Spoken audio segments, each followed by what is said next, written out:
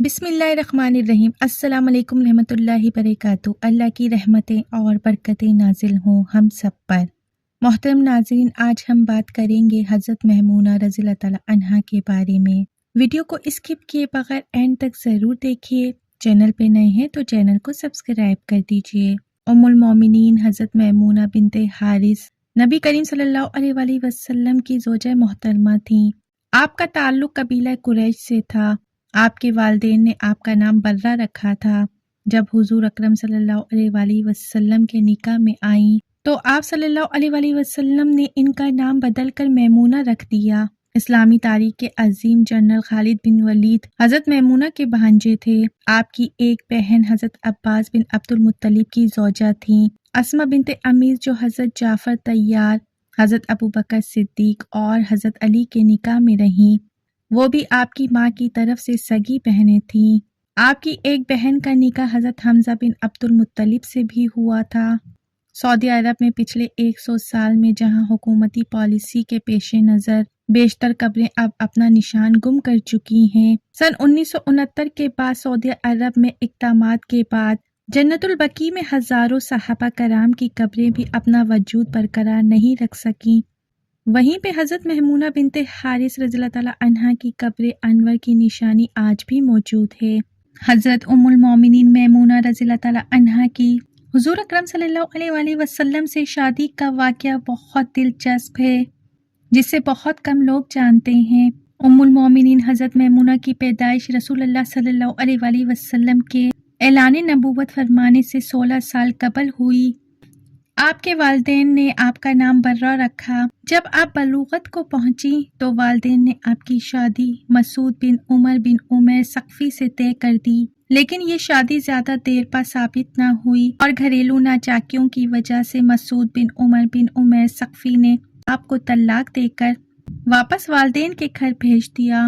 طلاق ہونے کے کچھ عرصے بعد آپ کے والدین نے آپ کی شادی ابو رحم بن عبد العزیز سے کر دی۔ آپ اپنے شوہر ابو رحم کے ساتھ زندگی بسر کر رہی تھیں کہ آپ کو اپنے ارد گرد اور جگہ جگہ اسلام کے چراغ روشن ہوتے دکھائی دینے لگے۔ اسلام کی روشنی جو ہر طرف تو عیاں ہو رہی تھی، لیکن برہ بنت حارث کے آنگن میں ابھی تک داخل نہیں ہوئی تھی۔ جب کبھی بات ہوتی تو برہ بنت حارث کے ذہن میں اسلام کی روشنی کبھی کبھار لہر کی شکل میں ابھرتی، لیکن پھر جلد ہی کہیں غائب ہو جاتی۔ وقت یوں ہی گزرتا رہا اور سرور کائنات نبی کریم صلی اللہ علیہ وآلہ وسلم کی مدینہ ہجرت کو 7 سال گزر گئے۔ جب رسول اللہ صلی اللہ علیہ وآلہ وسلم عمرۃ القضاء ادا کرنے کے لیے مکہ مکرمہ تشریف لائے تو اس سے پہلے ہی برہ بنت حارث کے شوہر ابو رحم کی موت واقع ہو چکی تھی اور آپ اب اپنی بہن ام الفضل رضی اللہ تعالی عنہا کے ہاں تشریف فرما تھیں۔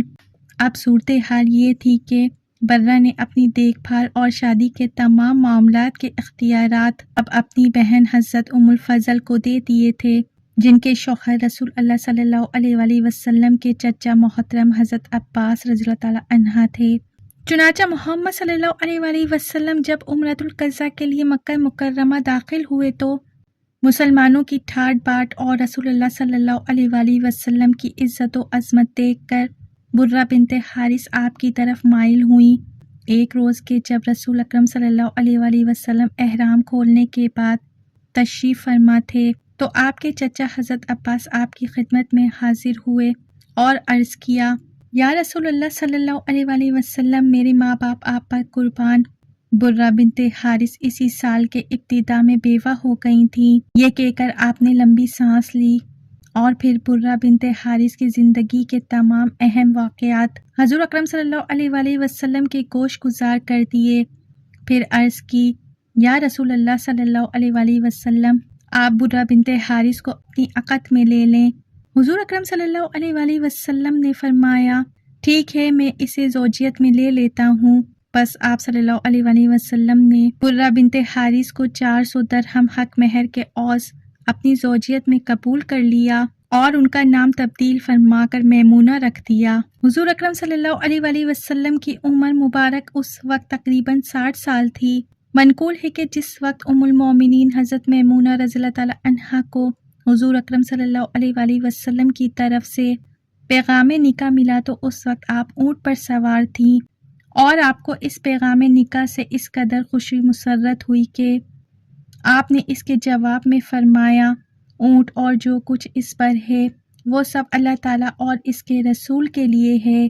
پس عمرۃ القضاء ادا فرمانے کے بعد رسول اللہ صلی اللہ علیہ وآلہ وسلم نے مکے سے روانگی فرمائی اور مقام صرف پہ قیام فرمایا۔ روانگی سے قبل آپ نے حضرت ابو رافع رضی اللہ تعالیٰ عنہ کو مکہ چھوڑا تاکہ وہ حضرت میمونہ رضی اللہ تعالیٰ عنہ کو مقام صرف لے کر آ جائیں۔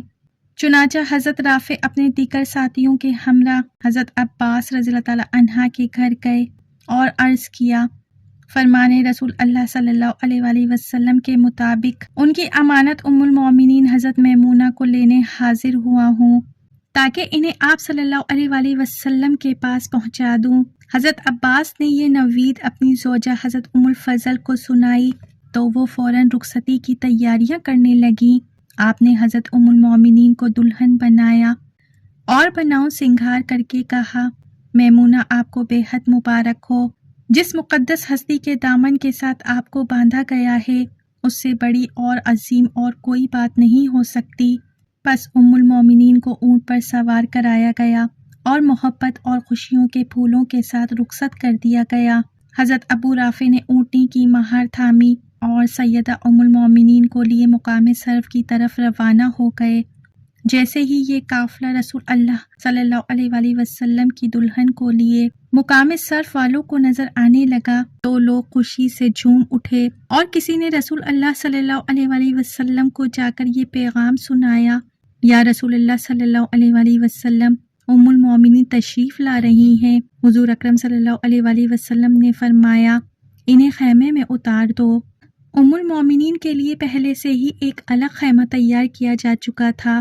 حسب حکم حضرت ابو رافع نے اونٹنی خیمے کے سامنے کھڑی کی اور ام المومنین اونٹنی سے اتر کر خیمے میں تشریف لے گئیں۔ اس کے بعد حضرت ابو رافع حضور کی بارگاہ میں حاضر ہوئے اور عرض کیا یا رسول اللہ صلی اللہ علیہ وآلہ وسلم حکم کی تعمیل ہو چکی ہے اور حضرت ام المومنین خیمے میں تشریف فرما ہیں۔ بعد ازاں اسی مقام پر رسول اللہ صلی اللہ علیہ وآلہ وسلم کا حضرت سیدہ ام المومنین میمونہ رضی اللہ تعالیٰ عنہا سے نکاح پڑھایا گیا۔ مقام صرف میں ہی رسم عروسی ادا ہوئی اور ولیمے کی دعوت کا اہتمام کیا گیا۔ مکے سے مدینہ جاتے ہوئے مکے کی حدود کے آخر پہ قائم نقطہ تفتیش چیک پوسٹ سے چند سو میٹر پہلے سڑک کے بائیں جانب بالکل سڑک کے اوپر آپ کی قبر انور ہے۔ اسے مقام صرف کہتے ہیں۔ یہ وہی مقام ہے جہاں آپ نبی کریم صلی اللہ علیہ وآلہ وسلم کے نکاح میں آئیں۔ عجیب اتفاق ہے کہ آپ کا انتقال بھی اسی جگہ پر ہوا۔ اپنے وصال سے کچھ وقت پہلے آپ نے اپنے بھانجے حضرت عبداللہ بن عباس کو خود ہی فرما دیا تھا مجھے مکے سے لے چلو، کیونکہ نبی کریم صلی اللہ علیہ وآلہ وسلم نے فرمایا ہے کہ تیری موت مکے میں نہیں ہوگی۔ اور اسی طرح ہوا کہ جیسے ہی صرف میں پہنچی تو دائی اجل کو لبیک کہا۔ حضرت ابن عباس نے نماز جنازہ پڑھائی اور قبر میں اتارا۔ آپ رضی اللہ تعالیٰ عنہ کے سال وفات کے متعلق اگرچہ اختلاف ہے لیکن صحیح یہ ہے انہوں نے سن 51 میں وفات پائی۔ گزشتہ ماہ عمرے کی سعادت کے دوران حضرت میمونہ کی قبر پہ حاضری کا موقع ملا تو یہ جان کر حیرت ہوئی کہ یہ صرف ایک قبر ہی نہیں بلکہ اللہ کی نشانیوں میں سے ایک نشانی ہے۔ قبر اگرچہ زمین کے برابر ہے لیکن اس کے چاروں طرف ایک بڑی اینٹ سے 4 دیواری کر کے نشاندہی کی گئی ہے۔ جو لوگ حرم کعبہ سے جاتے ہیں انہیں تھوڑا آگے جا کر یو ٹرن لے کر واپس آنا پڑتا ہے، جبکہ مدینہ سے مکہ جاتے ہوئے ان کے اسی ہاتھ پہ قبر ہے۔ قبر کے گرد قریب 8 سے 10 فیٹ کے اونچی 4 دیواری سے پورے احاطے کو کور کیا گیا ہے۔ دروازے کے ساتھ ایک تختی پہ آپ کا نام ام المومنین حضرت میمونہ بنت حارث لکھا ہے۔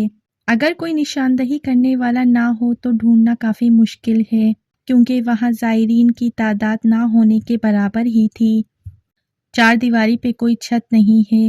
اس احاطے میں نہ کوئی پھولدار پودا تھا اور نہ ہی اگربتی، کسی طرف سے بھی کسی خوشبودار چیز کا نام و نشان بھی موجود نہ تھا۔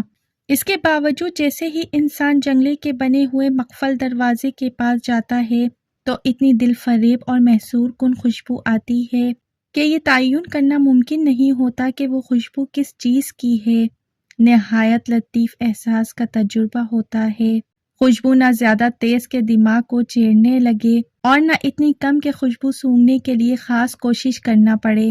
خوشبو سونگھنے کے بعد ایسے محسوس ہوتا ہے جیسے انسان سونگھنے کے ساتھ ساتھ اسے کھا بھی رہا ہو۔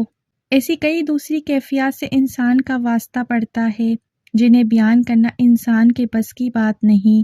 خوشبو کا ایک اصول یہ ہے کہ وہ زیادہ ارتکاز سے کم ارتکاز والی جگہ کی جانب پھیلتی ہے، مگر یہاں یہ اصول قدرت بھی کام کرتا دکھائی نہیں دیتا۔ آپ جیسے ہی دروازے سے ایک قدم نیچے اترتے خوشبو آنا بند ہو جاتی ہے۔ ہم دوپہر 1 بجے کے قریب حاضری کے لیے پہنچے تھے اور مکہ میں سورج اپنی آب و تاب سے چمک رہا تھا۔ تھرمامیٹر 38 ڈگری سینٹی گریڈ بتا رہا تھا، لیکن 42 ڈگری سینٹی گریڈ جیسی گرمی محسوس ہونے کی نشاندہی بھی کر رہا تھا۔ اتنی کڑکتی دھوپ اور چبھنے والی گرمی میں مجال ہے جو ایک لمحہ خوشبو کم ہوئی ہو۔ ہم وہاں قریب 15 منٹ تک ٹھہرے رہے اور کئی بار دروازے کے پاس جا کر خوشبو کا احساس لیا جو کہ قائم تھا۔ کسی باقاعدہ نشاندہی نہ ہونے کے باعث شاید و نادر ہی کوئی آتا ہے۔ ہمارے وہاں ہوتے ہوئے ایک عربی نوجوان اپنے کمسن بیٹے کے ساتھ آیا، دعا مانگی اور پھر چلا گیا۔ باقی زیادہ تر جگہ خالی ہی رہتی ہے۔ نبی کریم صلی اللہ علیہ وآلہ وسلم کی سبھی ازواج مطہرات کی قبریں جنت البقیع میں ہیں، سوائے ام المومنین حضرت خدیجہ رضی اللہ تعالی عنہا اور ام المومنین حضرت میمونہ بنت حارث رضی اللہ تعالی عنہا کے۔ حضرت خدیجہ کی قبر مکے کے قبرستان جنت المعلیٰ میں ہے، جبکہ حضرت میمونہ کی قبر اس وقت ویرانے میں تھی جس کے آس پاس کوئی آبادی نہ تھی۔ حضرت میمونہ رضی اللہ تعالی عنہا کی قبر اگرچہ ویرانے میں تھی، لیکن اللہ تعالیٰ کا ان بندوں سے وعدہ ہے کہ جو اپنے بندوں کو کبھی بے نام و نشان نہیں ہونے دیتا۔ اللہ کے اس وعدے کی سب سے بڑی دلیل کے طور پہ آپ کی قبر آج بھی موجود ہے۔ محترم ناظرین، ایک بار درود شریف پڑھ کے کمنٹ باکس میں حضور محمد صلی اللہ علیہ وآلہ وسلم کا کوئی ایک نام ضرور ٹائپ کریں۔ اگر ویڈیو اچھی لگی ہے تو میرے چینل کو سبسکرائب کریں، لائک، شیئر اور پیارا کمنٹ ضرور دیں۔ بیل آئیکن پہ ضرور کلک کریں تاکہ میری آنے والی ویڈیو کی نوٹیفیکیشن بر وقت آپ کو پہنچتا رہے۔ اپنا بہت سا خیال رکھیے۔ زندگی رہی تو پھر ملیں گے معلوماتی ویڈیو کے ساتھ۔ اللہ حافظ۔